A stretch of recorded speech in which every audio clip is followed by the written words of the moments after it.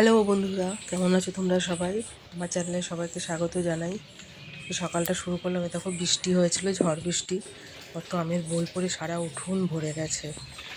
এখন সব পরিষ্কার করবো এগুলো।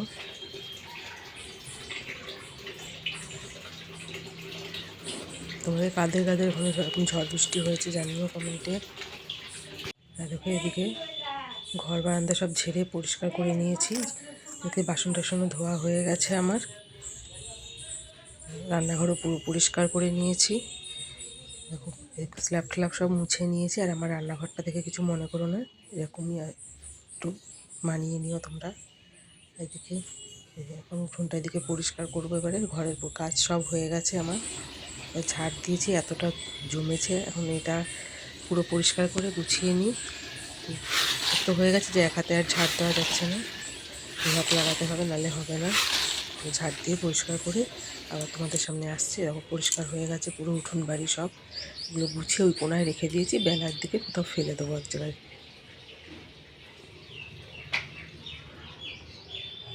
এদিকে ঘরও পরিষ্কার করা হয়ে গেছে। মেয়েকে ঘুম থেকে তুলবো, উঠেই গেছে, নামিনি এখনও বিছানার থেকে। ওকে নামিয়ে দাঁত ব্রাশ করতে দেবো। আস্তে আস্তে নামছে।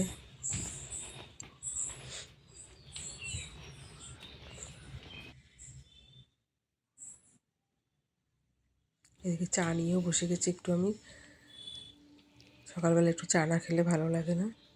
চা দিয়ে বিস্কুটটা খেয়ে নিই, তারপরে টিফিন বানাবো। দেখি কী রান্না বান্না করি আজকে, সব তোমাদের সঙ্গে শেয়ার করবো আস্তে আস্তে।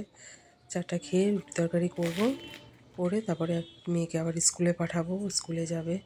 তখন দাঁত ব্রাশ করছে বাইরে ঘুরে ঘুরে, তাকে আমি একটু চাটা খেয়ে নিই। তারপর আবার তোমাদের সামনে রান্নার ভিডিও নিয়ে আসছে। আর আমার রান্না তোমাদের কেমন লাগে একটু জানিও কমেন্টে। সারাদিন আমি ঘরেই থাকি। সকালে আজকে তরকারি আর করিনি, আলু ভাজা করলাম। ভেজা খেতে ইচ্ছা করছে মেয়েরও একটু, আলু ভাজা করলাম। এদিকে চাটু বসিয়ে দিয়েছি রুটি করবো বলে। এদিকে মেয়েকে ওখানে পড়তে বসিয়ে দিয়েছিলাম, ওর পড়া কিছুটা বাকি ছিল, হোমওয়ার্ক করছিল। পাশেই আমার বসে রান্নাঘরেই বসিয়ে রেখেছিলাম। আর আটাটা কালকেরই মাখা ছিল, আজকে আটা মাখতে লাগিনি। এবার রুটিগুলো বেলে নিচ্ছি, বেলে তারপরে এদিকে ভেজে নেবো রুটিগুলো। আর এদিকে মেয়েও পড়ছে, ওকে মাঝে মধ্যে পড়াটাও দেখাতে হচ্ছে একটু, যে একলা একলা ও পারে না ঠিক মতন দেখিয়ে দিতে লাগে। দেখো আলু ভাজাও হয়ে গেছে আমার, নামাবো আলু ভাজাটা এবারে। এদিকে রুটিটাও হচ্ছে, সেঁকে নিচ্ছি রুটিটা। তারপরে মেয়েকে খাইয়ে দাইয়ে স্কুলে জন্য রেডি করে দিয়েছি, ওদের স্কুলে যাচ্ছে।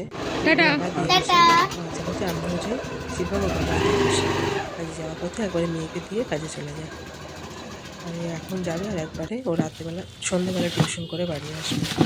আর এদিকে মাছ এনেছে, দু রকমের মাছ এনেছিল। এদিকে ভোলা মাছ ছিল একটু, আর এই ভোলা মাছটা অনেকদিন পরেই আনলো। আর এই বাটিটা করেই আমি মাছ মাংস ধুই, অন্য কোনো বাটিতে করি না, বেশিরভাগ এই বাটিটাতেই করি। মাছ মাংস এই বাটিটাতেই ধুই। একদিকে রুই মাছ এনেছিল, তো রুই মাছটা আজকে করবো, আর ভোলা মাছটা রেখে দেবো। ভোলা মাছটা কালকে করবো একটু ঝাল করে। আর রুই মাছটা আজকে ফুলকপি দিয়ে ঝোল করবো। মাছটা ধুয়ে নিই। ফুলকপিটাও রেখেছি এখানে। ফুলকপিগুলো এখন কেমন হবে জানি না, মাঝে মধ্যে একটা দুটো পোকা দেখলাম, অনেক দিন পর এনেছে। আর এদিকে কিছু সবজি আছে, ফ্রিজে ছিল একটু, দেখি কী রান্না বান্না করি আজকে। দেখো কুমড়ো রয়েছে, কিছুই হয়নি, কদিন ধরে রয়েছে, বেশ 2-3 দিন হয়ে গেল। দেখো সবজি কেটে নিয়েছি, একটু পেঁপে আলুর তরকারি করবো ভাবলাম, তাই পেঁপে আলুটা কেটে নিয়েছি। এদিকে আবারও একটু আলু ভাজতে হবে, কেননা ডাল সঙ্গে একটু আলু ভাজা লাগবে। সকালে যা করেছিলাম সেটা রুটির সঙ্গে শেষ হয়ে গেছে। এদিকে মাছের আলু, টমেটো, পেঁয়াজ সব কেটে রেডি করে রেখেছি। আর এদিকে পেঁপে আলুটাও তরকারি বসিয়ে দিয়েছি, বড়ি দিয়ে করছি, বেশ ভালো লাগে বড়ি ধনেপাতা দিয়ে করলে, নিরামিষ করে। আর কপিটা একটু সেদ্ধ করে ভাপিয়ে নিচ্ছি, তাহলে কিছু থাকলে না, তাহলে খাবার খেলে পেট ব্যথা করতে পারে কপি সেদ্ধ করে না খেলে। পোকা দেখলাম, কয়েকটা সবুজ সবুজ পোকা ছিল ছোট ছোট। এদিকে আলু ভাজাটাও করে নিচ্ছি, একটু বেশি করে তেল দিচ্ছি, তাহলে অনেকক্ষণ ঝরঝরে থাকবে, নাহলে নরম হয়ে যাবে। আর এদিকে মাছটা নুন হলুদ মাখিয়ে নিয়েছি, কড়া করে ভেজে নেবো মাছ দিয়ে।